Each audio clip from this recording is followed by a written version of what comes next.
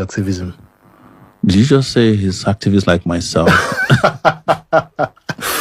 Well, I think one of the reason why I said that is that I don't make these comparisons. No, I'm not. I don't. Look, I used to tell my younger ones because they come back to me frequently and say, people say I'm sure they want me to be sooner. I said, don't go and do it too, because if you get into trouble, you won't be able to explain it away because your last name is my name.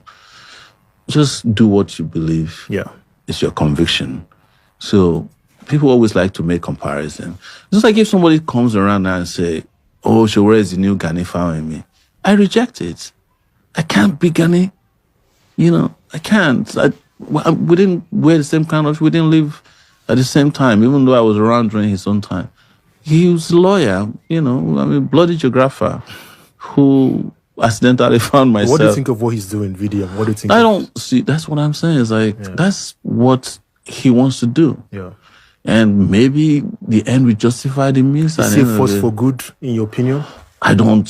I think he is. I think he's a force for good. I don't make those. So I'm not a calibrator for people who are activists, because there are people who have criticized my method and found that they were wrong.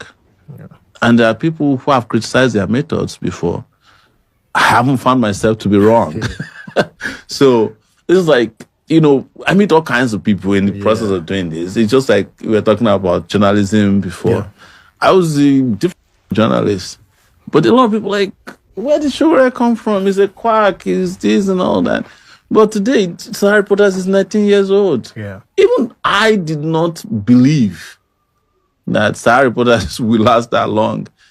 Especially when I was sued in the US and my lawsuit lasted for 4 years and it was going to wipe me out. Because one guy sued me and we couldn't get the case dismissed. Yeah. I have since then had 6 different lawsuits in the US. And if you know about lawsuits in the US, UK, you know what I'm talking about. 100%. Yeah. And I have 13 lawsuits at the federal FCT High Court alone. Yeah. And I have criminal charges based on just what I've done. So that's why sometimes I say, walk in my shoes. But we all don't use the same shoe size. It seems like you want to reserve opinion on him for now. I want to reserve opinion about so many things. Yeah. Like I mentioned my children.